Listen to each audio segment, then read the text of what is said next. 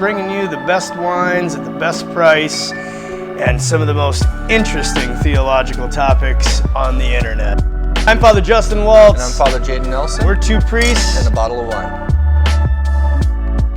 Good evening, everyone. I'm Father Justin Waltz. And I'm Father Jaden Nelson. And we're two priests and a bottle of wine. We're here at Guilty Sweets in downtown Minot. Sarah Massey is the owner, and we have a very, very special episode for all of you watching on YouTube. This evening, we are doing our first ticketed event. We are surrounded by 30 to 40 people in Guilty Sweets, and because Guilty Sweets is a pastry charcuterie shop, the best in Minot, we will add, that we decided to do something very special. So we're going to be pairing European dusted chocolate truffles with some fine red wines.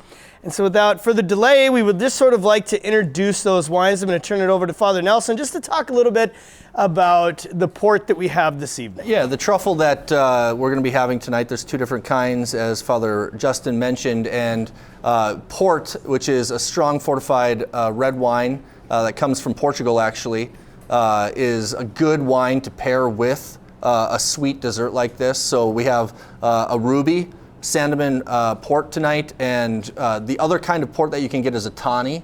Those are lighter in color and a little bit less robust in their flavor profile. This is going to be a very fruit-forward, sugar-forward, strong wine. And so it's more of a sipper. This isn't the kind of wine that you pour several glasses of. Sometimes you drink it out of a little thimble glass or kind of a snifter.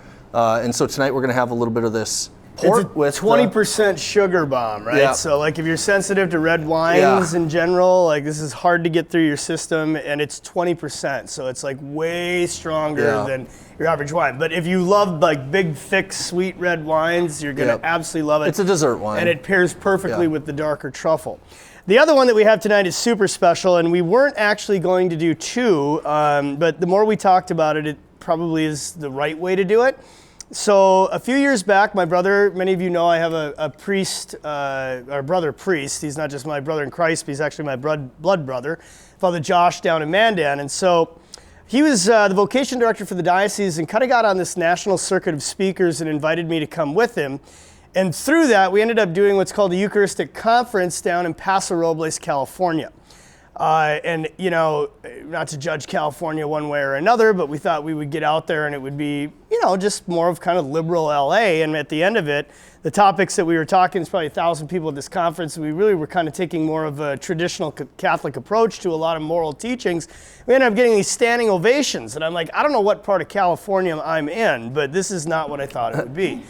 And so afterwards, one of the founders of the conference, this lovely woman, came over and she said, you know, I'd really like you to meet my son-in-law. He owns a restaurant, you know, maybe buy you a couple of drinks and treat you to dinner. Well, we ended up just hitting it off with this family, and they became incredibly close friends of ours. Well, Paso Robles is like Napa, right? It's an up-and-coming. Super up-and-coming. But at the same time, like it is phenomenal climate, phenomenal land, phenomenal wines coming out of Paso Robles. So we were going to do a couple extra days after this Eucharistic conference, just touring some vineyards and like going and tasting some wines. And after we had met this gentleman by the name of Steve Nino, he was very connected to all of the distributors. And he said, cancel, fathers, he said, cancel everything that you're doing. He's like, I'll take you to the vineyards myself, or we'll bring them to us. So we spent the morning tasting all of these Paso wines, in which some of them are just like absolutely mind-blowing. And then the latter part of the day, his family and his daughter's friends all came with us. And we went to several different, you know, like world-renowned vineyards in Paso, and it was just this truly, truly, truly incredible experience being out there, and we got to know the family. And so, make a long story short, I was thinking about it, and I'm like, you know, I'm going to reach out to Steve, see what he's got going on. Well, a lot of these vineyard owners are Catholic and in his parish. And so the Gluns family is one of those vineyard owners, and the gentleman said he had the perfect wine for chocolate truffles, so he sent us a case of Zinfandel totally for free. So this event went from like $300 in wine to like $800 in wine overnight, courtesy of this family and their generosity to our mission, preaching the gospel. And as you will discover, we've been sampling a little bit of it. It's a truly phenomenal phenomenal Zinfandel. But we just wanted to thank them publicly before we get into our topic for their generosity and just to share all that with you. We get to enjoy these wines. Maybe just to say something about, as we go through the evening here, we're going to talk a little theology as we always do, but you're free to sample the wines kind of as we're doing it, but we're going to actually do a tasting, right? And the one thing you don't want to do is you don't want to drink a bunch of this port before we get to the Zinfandel tasting, because it's going to ruin your palate. That's correct. So you can... Is that not right? No, that's totally right. Just sticker on... Yeah, correct. So on the bottom of your glass, you're going to have two stickers. One, it has a brown on it. The brown is going to be your Zinfandel, okay? The other sticker, or the other glass, is your port. You do not want to drink that port before you drink your Zinfandel, or you will ruin the flavor profile on the Zinfandel. Correct. And so even as we're speaking, we're not going to go on forever with our theological topic tonight, so you can kind of sample your Zin a little bit. You want to have at least a half a glass, though, for the tasting that we're going to be doing. Yep. And you'll see that there's a scoring sheet in front of you. We'll explain all of that later, but we're going to taste the Zin. We're not going to taste the port. We're just going to pair the port with the truffle at the end. So you understand, and we'll explain all of that when we get to it. Great. But with that being said, we'll launch right into our topic this evening, which is signs of the times, the tribulation, and what most people would just call the end times, and are we living in them, or what might be the markers of that? And so Father's going to start with Jesus' words out of the Gospel of Matthew. So signs of the times is actually kind of a theological buzzword that you hear. It's not exactly the same as end times, but a lot of times they're spoken in the same kind of way. But they come from the Gospel. And so I'm just going to read briefly here from the Gospel of Matthew, chapter 16, where the phrase sign of the times comes from. It's from the words of our Lord. So chapter 16 starts this way. And the Pharisees and the Sadducees came, and to test him, they asked him to show them a sign from heaven.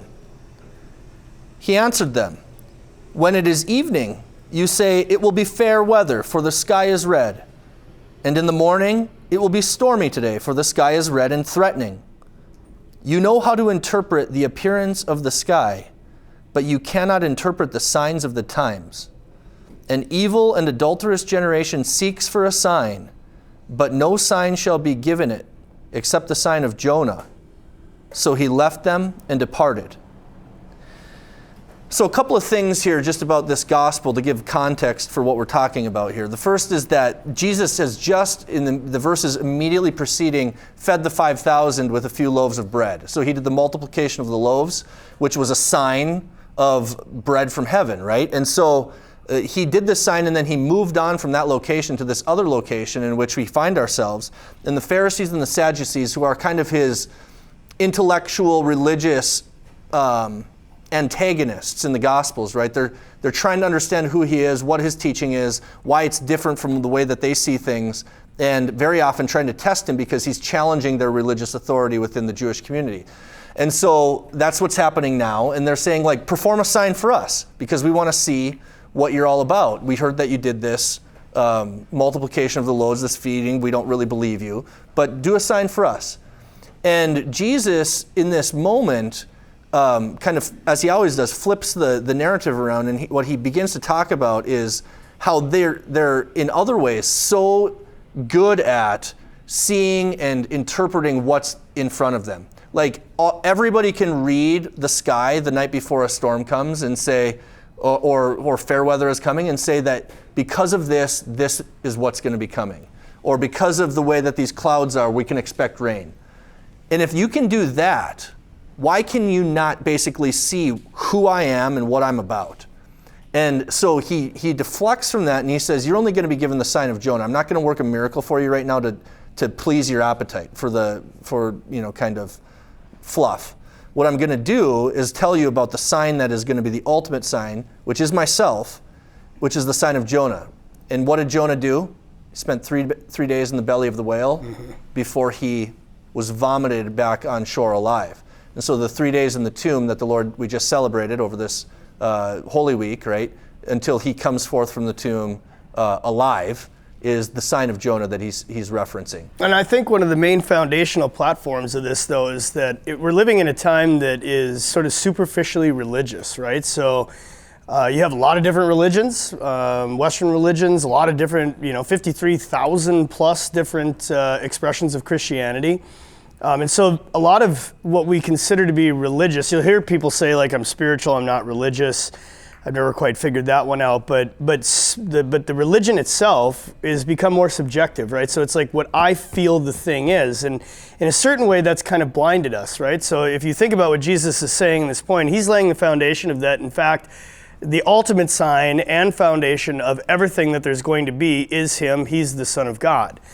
But you also then have the eyes of discernment, which we're going to be talking a little bit about that, in which we can discern earthly stuff. Right? I mean, it's worth something to us. So like the currency of human life is cash.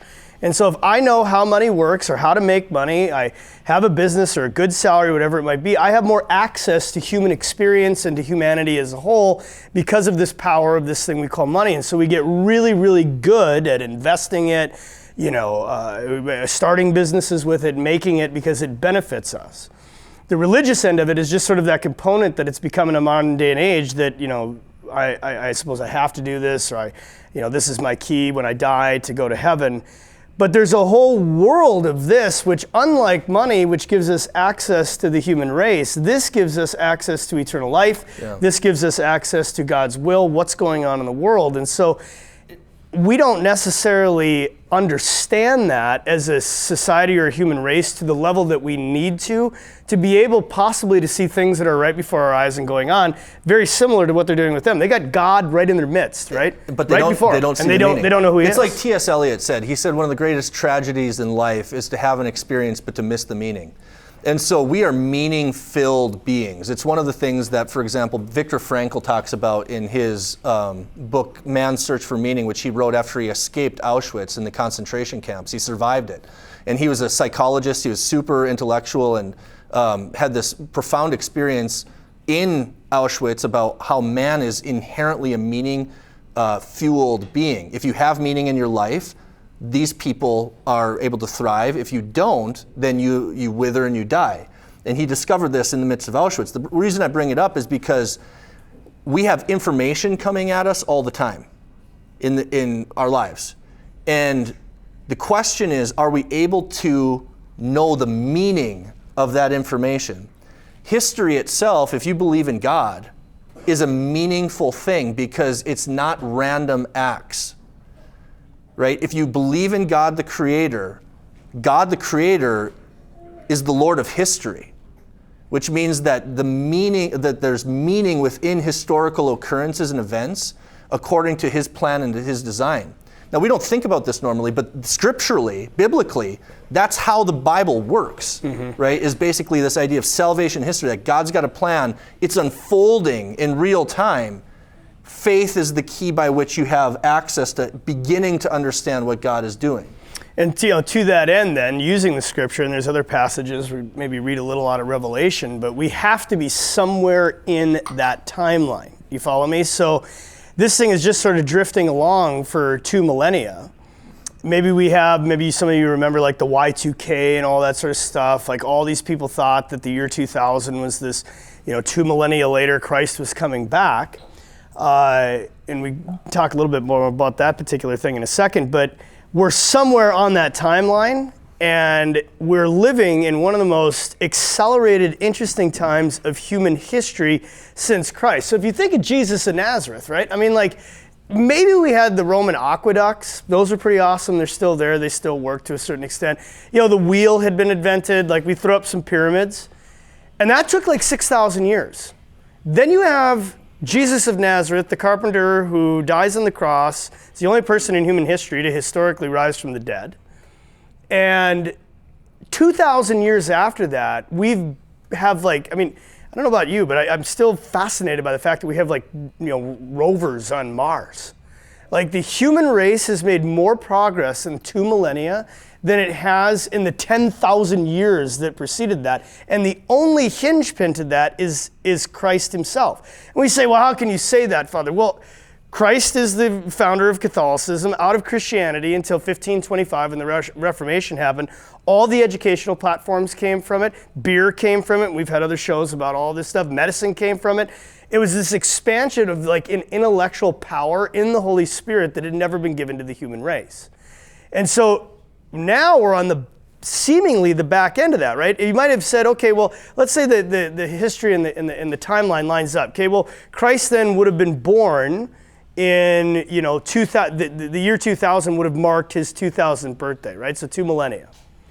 We're going to get into the 3rd millennia here in a second, but so he's got that, but that's not when the inauguration of the kingdom happened, right? So his birth is a huge, huge thing in human history, and we celebrate it every single Christmas. But the biggest event that has ever happened in human history was the redemption of the human race, which happened when? 33 AD on the cross, and subsequently his resurrection, him coming out of the tomb, a brand new, completely remade creation in his own power that he's going to make us into. So that's what marks it. And it seems the closer we get to that year, the crazier things are becoming, right? So I'm going to toss it back to Father Nelson here in a second, but there have just been some really monumental things, everyone, that have happened that should get our attention. So Padre Pio, for example, he died in the 1960s. Padre Pio was a Catholic priest when he had the stigmata, right? So he was given the wounds of Christ in his flesh. If you went to confession to him, he could read your soul. So if you hid a sin, he'd tell you what the sin was. He bilocated. In the Pacific, you had a squadron of bombers that got lost, Americans. They saw him in the sky in 2 different spots, spiritually manifested to them, getting them back on course, okay? So all these pilots actually saw this. When he would celebrate Mass, sometimes he would elevate, his hands would begin to bleed, the wounds in his hands. He would elevate like 10 feet up behind the altar. His line was, and we have a lot of saints like this in Catholic history, but nobody knows anything about it any longer, right?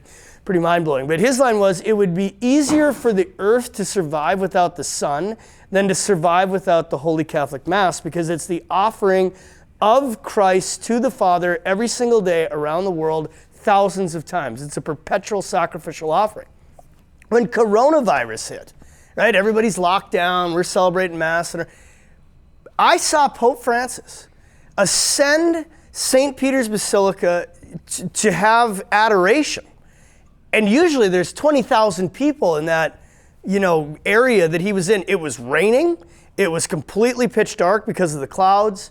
There was no Mass anywhere in the world being celebrated because the entire world was locked down. Not publicly, yeah. Publicly. But here's the Holy Father in his white cassock ascending the most significant, or one of them, areas in the Catholic Church for adoration. And everybody, I'm like, this has never happened. You raise, we just lived through this thing, right? It was mind-blowing what we've been through.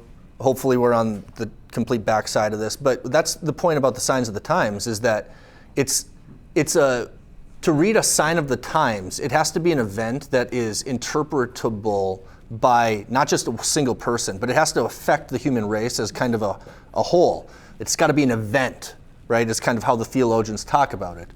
And can you think of, besides, World War II, obviously huge, but what we just lived through was one of the strangest things that you could possibly imagine in terms of how it affected, how it happened, and I don't think really understand the meaning of it. That's where discernment comes in. What was this about? You can talk about it at the human level, but there's multiple levels of reality. What's the level of God in terms of not only that event, but how it kind of sits within the context of our current events? Yeah, exactly. And so if there was ever, and you probably notice he takes a little bit more of an intellectual approach to this stuff. I'm more of a kind of a watcher, if you will. And so I've been following private revelation for the last 20 years. And so if you think of, and we've already done a show on Fatima, but what year was Fatima? 1912? 17. So 1917, the Blessed Virgin Mary appeared in Fatima, and to these 3 shepherd children, 2 of which died almost immediately afterwards. They were canonized very quickly, and then the 3rd one lived out her entire life as a nun. But the message of Fatima was, the last vision, it's still ongoing. I'll get to it in a second. But the last vision, to just prove this to you, she appeared. It was pouring rain. There was 85,000 people at the apparition. Pouring rain. It's all on video. And the children began to see the vision of her, and all of a sudden, it was called the miracle of the sun. The sun seemed to completely like hurl itself at the earth, and everybody thought it was the end of time. And so they all go down, 85,000+ people. When they come up, it's a bright sunny day. Everybody's completely dry, including the ground, and the vision was over.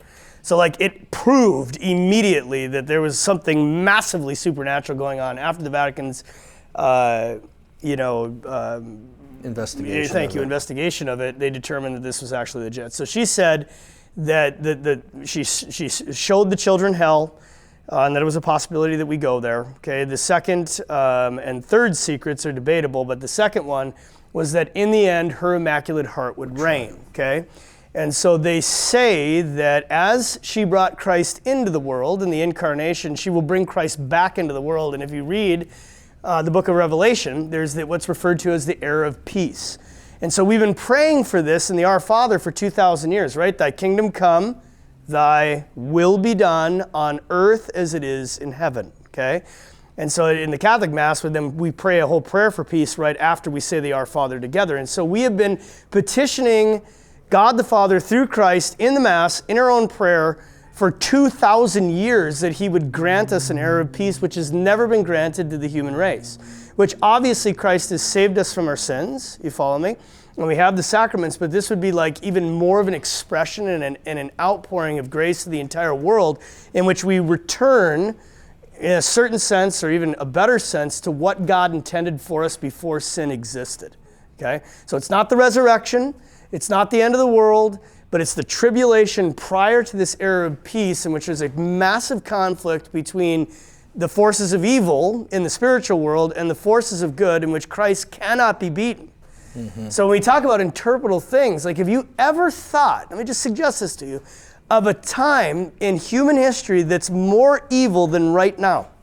So let me give you some examples, okay? And I say this very gently because these are things that have affected a lot of people's lives, but this is just the reality of what's going on. There have been over 2 billion abortions since 1973. We've killed 2 billion people, and the most innocent among us, right? So 2 billion children have died, and those are the ones that we know of. We don't know of like all of the other certain medical technologies that have also, taken maybe, 500 million more. There's something to the equivalent of like 300,000 to 500,000 years of pornographic material online. Meaning if you started with video number 1, it would take you 500,000 years to get to the end of it. Mm-hmm. And that concerns real people on one end that have been involved, unfortunately, in all of that. And on the other end are massive scientifically proved addictions in men and women to all of this stuff. Drug addictions are at the absolute highest. What's that? It's crazy. Yeah, the highest they've ever been. The divorce rate's the highest it's ever been. The lack of faith in the world is the highest it's ever been.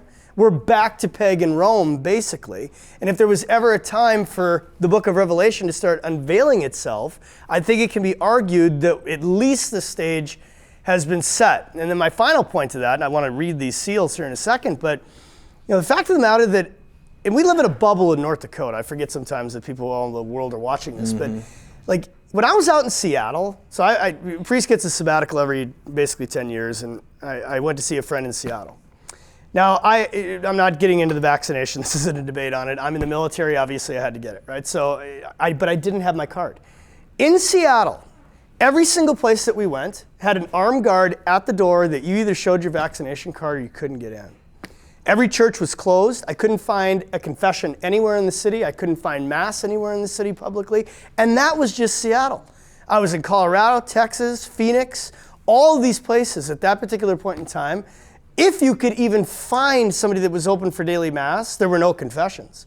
So what has that done to even the faithful, right, that were in the church? Now again, this is different in North Dakota, right? We were like the last people to close and the first people to open, and our people are extremely resilient, and they were back faithfully in mass and still are. But when you already had this huge lack of faith on the coastal areas, and very little motivation in a lot of different things, but at the end of the day, just for them to get there, they couldn't go, they still can't go. So what does that do to their faith that they didn't have to begin with, right? It's decimated, absolutely decimated the church, and it was like the final death punch, because before that we had the scandal, 3 different waves of that. I mean, it's just like one massive thing after another that we've experienced in our own lifetime, to the point that we're like used to it. In the last 100 years, there has been more that has happened to the human race than the 2 millennia that came before it. It is accelerated to a level that we've never seen before. Yeah, it's moving fast. So I just wanted to, and we can maybe kind of just, end with Yeah. this because we want to be going on forever. But this is chapter 5 out of the book of Revelation. It's what the tribulation begins with. And I'll explain kind of what this timeline looks to at the end of it. But John says, I saw a scroll in the right hand of the one who sat on the throne. Nobody was able to read the scroll, but the Lion of the tribe of Judah, who is Jesus, had won the right. So he begins to open it, right? And then he saw him in the midst. He came and received the scroll, and he begins to open the seals. I watched while the Lamb broke the first of the 7 seals, and I heard one of the 4 living creatures cry out like a voice like thunder, "Come forward." He was on a white horse. The rider had a bow. He was given a crown and rode forth victorious to further his victories. They think that that is actually Jesus himself, and that was the time of mercy. So in the 1930s, Jesus appeared to a Catholic saint, Saint Sister Faustina. And you've seen the picture of the Divine Mercy if you're a St. Leo parishioner. If you're not, please look it up. It's one of the most beautiful devotions I've ever read in my life. So he, 2,000 years later is appearing to this saint, which he became a saint. And the real thrust of it is that he wanted to heal the world. Like, he is not coming to judge. He's solid mercy, and what he wanted for all was for them to find him as the merciful Savior. And we would not have peace, he says, until that happens, okay? And so this has had a tremendous impact on humanity. As a matter of fact, this coming Sunday is Divine Mercy Sunday.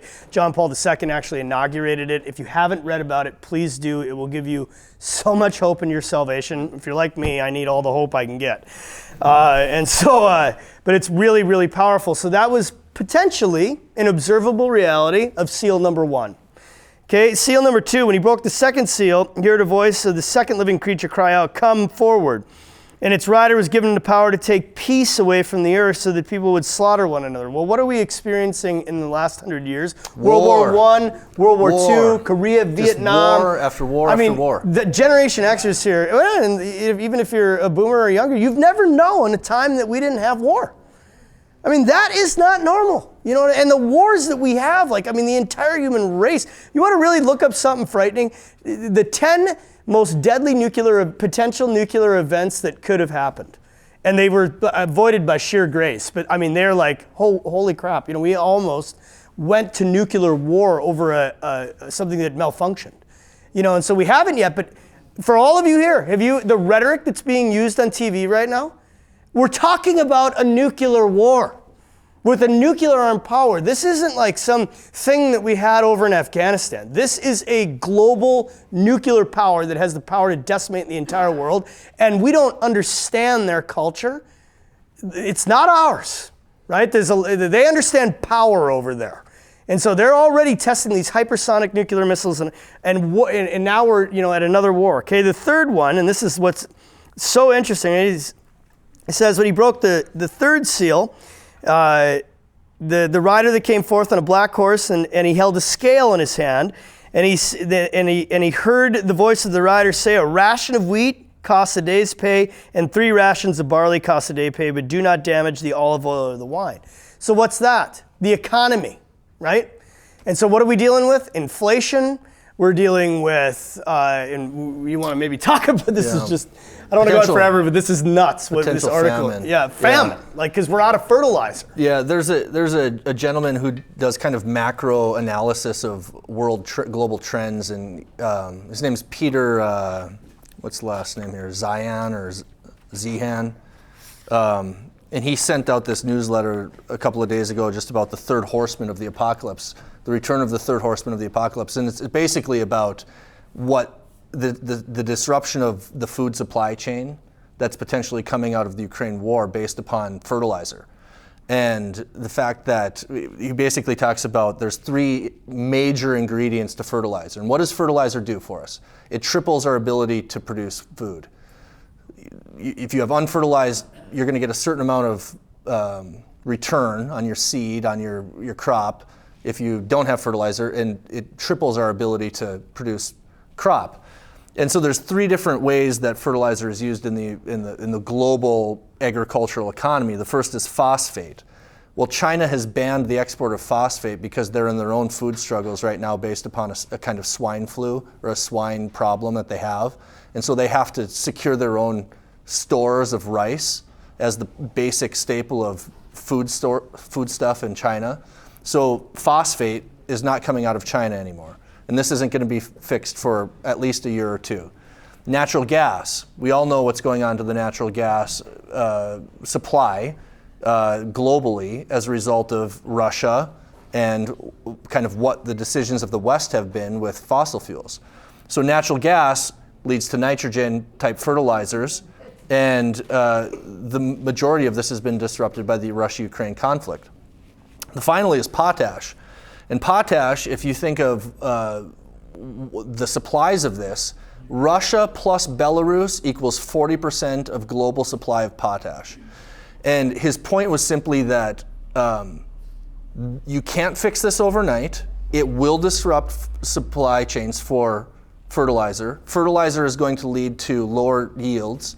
Lower yields are going to lead to potential food shortages, especially in the Middle East, which is absolutely dependent upon Russia's supply.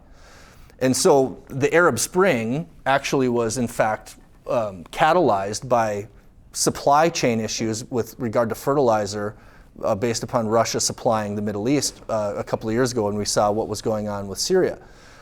Now, this is geopolitical kind of stuff, and I don't completely understand it, but I understand enough to know, and we all have understood enough to know how quickly the supply chain, even in Minot, North Dakota, becomes shortage. And we don't deal well with shortage, even in the abundance that we have. So imagine if now you've got a cycle of, let's say, 3 years, where you have famine, supply chain shortages that reduce the amount of yield that we can have globally. So you have food shortages, massive inflation that results from this, and you throw the wars in the midst of this, and it seems like there at least is kindling for a real global problem, right? So to kind of finish this out, and we could probably do a whole second show on private revelation and what's actually been revealed to the human race over the last 100 years, but now is a good time to get deeper into your faith and just do some internet research on it and just keep your eyes open. I mean, as we started, right, we know how to discern the things of the world, and we do that well for our life, but our eternal soul is the most important, the destiny of it is the most important thing that we have in our life. And we're living in some really complicated and some really evil times. And so I think anybody who's, praying about this and asking Christ for wisdom, I think is receiving it. But it's a matter of him guiding us and navigating us through this and showing us, what to do and what not to do. And I think it's going to become much more evident, and the intensity of what we're going to be going through is just going to continue to ratchet up. Do any of us really believe anything's going back to what it normally was? I mean, we're pretty normal in North Dakota, but it's not normal everywhere else. You drive by dealerships, all the cars are gone, food's through the roof. I was making American tacos the other night, and I think the ingredients were $55. And I'm like, this is unbelievable. How do you raise a family? It's crazy. So we may have some very tough times ahead. That doesn't mean they're not good times. They're not good. Yeah, right. God's got to do something for us, Yeah. and if it's leading into this era of peace, and we live through the tribulation, probably a persecution. At the end of the day, what's it all about? It's about faith and family life and getting back to the things that are actually important. Yep, and happiness in God. So. Yep. All right, well, let's get on to these delicious wines. And We have a question and answer. Does anybody yes, have question and answer. any question and answer? Anybody want to weigh in? We'll keep it short. No, everybody wants to drink. Let's go. All right, so let's start with the Zinfandel. It's a Zinfandel blend. Maybe you want to explain the tasting sheet. Okay, so Everybody has a tasting sheet on their table. This is just one that we put together for ourselves here, helps us. When you're looking at tasting, we need to understand that wine is an art, okay? Wine is an art. It is the fruit of the earth being cultivated, loved, analyzed, and shaped into this beautiful concoction that comes out of this bottle, which we call wine, right? There's tens and tens of varietals of grapes that are common varietals, which are made into wine around the world. There's the process of fermentation. How you ferment it changes it, how much time it spends in stainless steel or in oak or or in clay, or which was the original fermentation vessel that the Greeks were using, right? There's the yeast that comes from the air, and how the yeast that comes from the air affects the kind of flavors that you're going to have in your wine. Wine is beautiful. It is a masterpiece when it's done well. And so what we're going to what the tasting sheet helps us with is to appreciate the nuances of what's in that bottle, right? It's not a generic, it's not soda water. It's not sugar plus carbonation plus water, you get Coca-Cola, right? It is from the earth, dependent upon weather, dependent upon the people who put this in barrels and the whole process. And this helps us to appreciate what we're tasting, okay? So the first thing that we're gonna look at is simply color, okay? Color, you judge it based upon looking at the wine through the glass over something that's white. Black tablecloths don't help. Now it's like you never hold it up to the light, everybody. We've like pointed some of this stuff out over the course of our shows, but you know, you'd walk into a nice restaurant and people are like, it's not how it's done. You find a white surface. You find a white surface and you try to look usually down your napkin through it, okay? will suffice for that. So what we're looking at here is, this is a deep purple wine. I think it should be said as we go through the categories, the categories are pretty objective, but your experience of the wine itself, everybody is going to be different, right? And so you have like the massive major sommeliers out there that they've just tasted so many thousands of wines that they're going to point you in the right direction. But the best wine for you is the wine that you like. You might not like wine at all. Yeah, and I think one of the things, when you start taking more of like a critical approach to wine, what you're going to find is that you begin to notice things that maybe were just in one ear out the other, or just washed down the back of your throat, and you didn't know what you were tasting. And you're going to see how much diversity there is within wine. It's really an amazing thing. The second thing that we're going to do, right, is we're going to look for the aroma or the bouquet on the nose. So your nose and your tongue are connected sensorily within your brain and how you process things. The first thing you want to do is give your nostrils a full... And it's not rude. Yep, a full inhalation. Take some time with it. It should be said too, like let it speak to you. These reds, like this red has been open for some time. What's that? A couple of hours probably. Yeah, since about. So you have to. That's why you have those wine decanters. But even if you don't have a decanter and you just pour your glass of wine and let it sit for a couple hours, like they need to breathe. Especially the reds. Like the reds for sure. Whites not so much. Not so much the whites. But like all that aroma coming off. If we just opened the bottle, and this is what's really clutch everybody to go into a restaurant, right? So you go to a restaurant. And you're going to see a bottle, let's say it's an expensive bottle, it's $60, you know, and you're like, gosh, we really want a nice bottle for our anniversary, whatever it might be. It makes no sense for you whatsoever to buy that bottle because by the time they open it, you're going to drink it right away and all the wine is just going to taste like wine. And you're going to think, well, we paid $60, it must be a great wine. But if it's sat for 2 hours, right, so you call the restaurant before and you say, look, you know, we're coming in. We know you have this bottle. Here's my credit card number. Would you open it 2 hours before we get there? Like a Barolo from Italy, for example, it needs 6 hours of airtime before you even begin this. I mean, one of the things we talk about aging, the ability for a red wine in particular to age. What age is gradual oxidation of that wine in the bottle. So if you open a bottle that's mature on the shelf, a lot of times it's open like that. Yeah, so like if you open a 2008 Barolo, it's had 12 years on the shelf where it's just getting a gradual stream of oxygen through that cork, and that is oxidizing it slowly and integrating that wine. So that's why age with wines that are capable of aging, you open that thing and it's ready to away. That's right. But most of us are drinking wines that are 1, 2, maybe 3 years old. They're great drinkers, but they just need a little massage to get ready, right? So that's what this is about. Maybe that call the restaurant and say, I need a massage. Yeah, I need a massage. Massage that one. Got this idiot back on. Perfect. Okay, so we're gonna nose this. Yeah. So and you'll smell a lot of it, right? There's a lot of, you know, dark chocolate, and that's why we got a Zinfandel because it's gonna pair real well with that lighter truffle. And then when you take your drink, right, You want your tongue is the primary vehicle of tasting, right? And you want that wine to go from front to back over the entirety of your wine. It's not in the mouth down the throat. It's in the mouth, run it over the top of your tongue, and let air move over the top of your tongue. Right, so that's where we get the shrilling, right? Yep, the shrilling.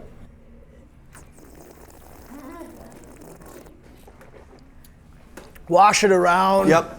Let it play with your gums a Not little rude bit. at all. Gargle Stain with those it. teeth. All the dental hygienists are hating us right now. Yeah. Oh, it's delicious.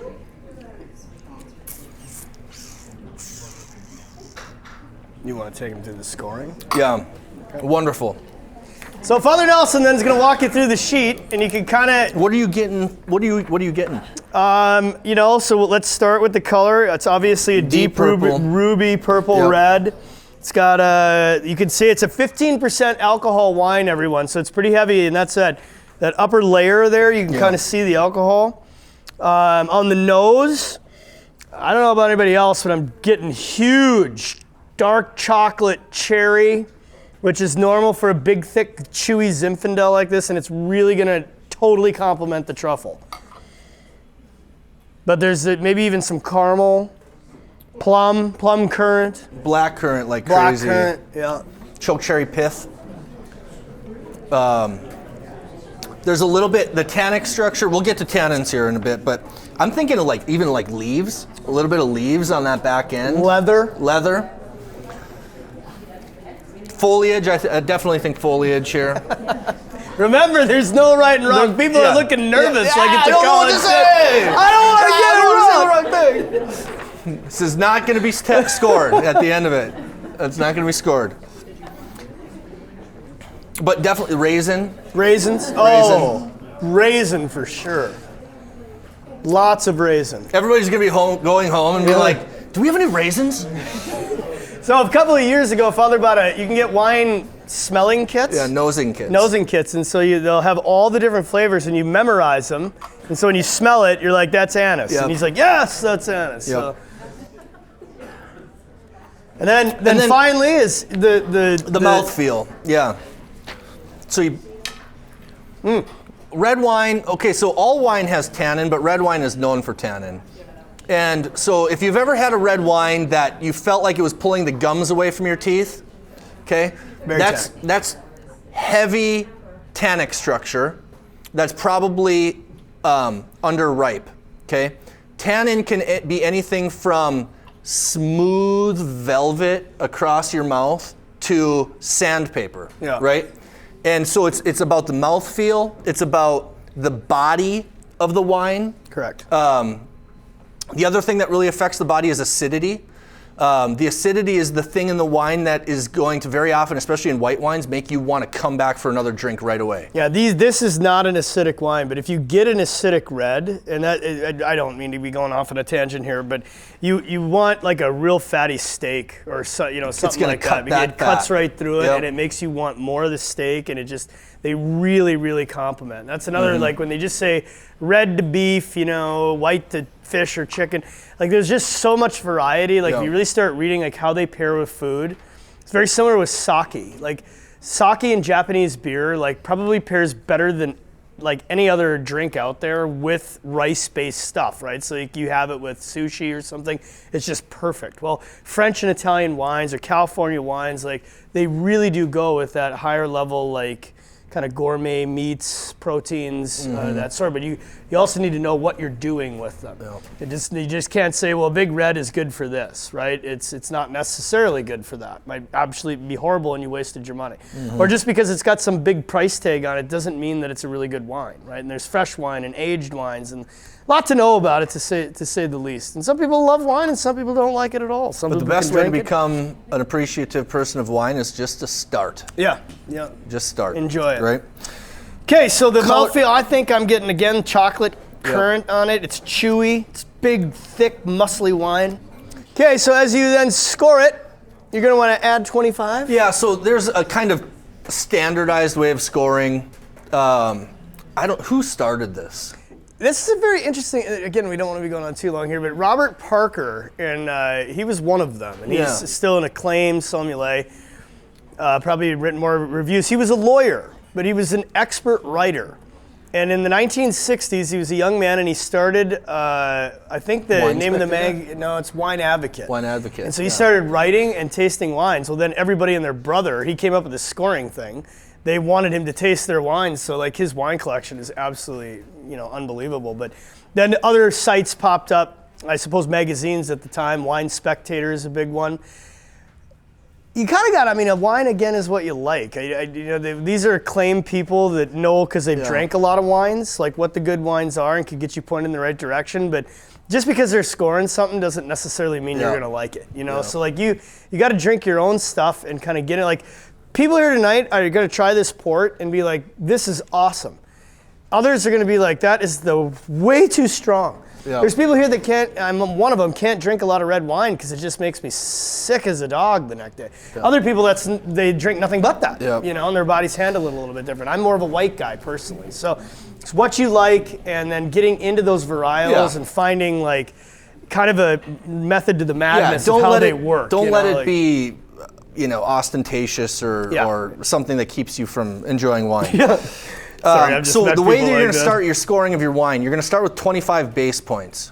Okay, it gets 25 even if it's crap in a bottle. Okay, then you go through and they've got these categories here: color, aroma, palate, overall quality, total score. That's how you're going to get, and it's 100 point. It's 100 points for the best wines. So if you had 100 point, but then it's also like the varietals. So like something out of Bordeaux, France. Or Napa, it's like one of the best growing areas in the world. Or is it 15? Maybe it's 15 points. But anyway, like so if you have 100-point wine from Bordeaux, 70. that is like as good as it possibly gets. If you have 100-point wine No, it's not 25 that you get. What is it? It's not 25. It's 30. 11? Is that 55, 60, 90. It's 10 points. 10 points is your extra 10. Yeah, 10 points at the bottom. Okay.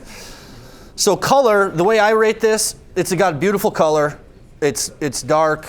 There's nothing obscure about it that makes you think that it's wrong. Okay. So it's not burnt. It's not burnt. Yeah. Color, I'm gonna give it a 14 or 15. Okay. Aroma score, I thought it was good on the bouquet, but nothing like amazing coming off of this. Right, so a real amazing wine, everyone, like if you had, and this is gonna sound kind of strange, but if you had pencil lead, like when you chewed your pencils in 3rd grade, like if you had pencil lead on the wine, that's definitely French. Yep. So like it's very, very, or the menthol. Yeah, like menthol. Menthol is extremely rare. Yep. So like if you have a wine with menthol on it, that's then 15. you got a wine. Yep. Like it's serious. So what do you think? And if you've ever smelled it, like I know it sounds stupid, but like when you smell it for the first time, you're like, wow, menthol. This is the coolest thing ever. Want a cigarette? Palate score. Palate score's out of 25. I give it a 20. I give it a 20 to 22 maybe. 22, yeah. It's a nice drinkable wine. It's full. So tally it all up, and you guys can share it at your own tables. We don't want to. What do we want to do with this? Well, we're going to move into the truffle. Okay, so if we could have Miss Massey here explain just the truffles that are on the What table. are we having here? Sure. So the lighter dusted truffle is actually the dark chocolate truffle. Okay. It's an 80% dark chocolate, so it's super dark. And it's just made with creams and butter and chocolate, and that's it. The darker chocolate dusted truffle is actually the milk chocolate, and it's a 50% chocolate that we use, which is just one more frequent you would find, a lighter taste, much sweeter taste. So where this came from, when I was in seminary, I went to the Josephinum in Columbus, Ohio, and we have several different, what they call pillars of formation. One of them's human, and the human pillar formation. So they try to give you a lot of experiences of different things. And so we were invited, a bunch of us deacons at the time, you were ordained a deacon before you were a priest, to it was an auctioned off meal in which it was fine red wine and European truffles. And so the matching of these two, you want it the darker truffle, so the is actually the lighter, that goes with the Zinfandel, And so you actually want to like take a bite of the truffle and then have a little wine and let it all mix together. And the lighter truffle is the way darker one. That goes with the port, right? So they're designed to kind of complement each other. Sorry, just to be clear, like the dusting that's like a little bit more red Yep. color, that's the dark chocolate. If I wasn't So this one here, the smaller truffle, yes. they look smaller too. So that's the darker one. I just want to really promote this business so everybody, because you know, as priests, we were exposed to a lot of humanity has to offer, and I have never been able to find anybody who could even make European truffles in North Dakota. So obviously Sarah really knows what she's doing with all of what she's doing. I like to cook myself, but I know nothing about baking. So thank you for making these. And Yeah, they're nice. Well done. Gonna try one have one here. myself.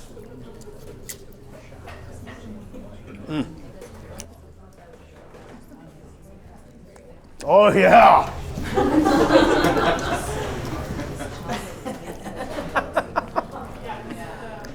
All right. That's with the port. So, we want to thank everybody for coming out. Nobody has to leave. We're going to finish up our show here. Yep. And please score your wines, taste your wines. Continue to indulge in the truffles. We want to thank Sarah. Yes, Joan. On average, Yep. so is red wine versus white wine, is one normally higher in alcohol content than another? Yeah. You'll find reds get higher as they get thicker. So Zinfandels, and then but there's kind of the average, 10 to 12%, which is what most. 12, yeah, 12. But a port is yeah. 20. This is 20. This is 20%. That's like pushing brandy almost. You know what I mean? So. We're about a 92 on this wine. Yeah, 1993. Again, I'm Father Justin Waltz. I'm Father Jaden Nelson. Until next time, we're two priests. And a bottle of wine.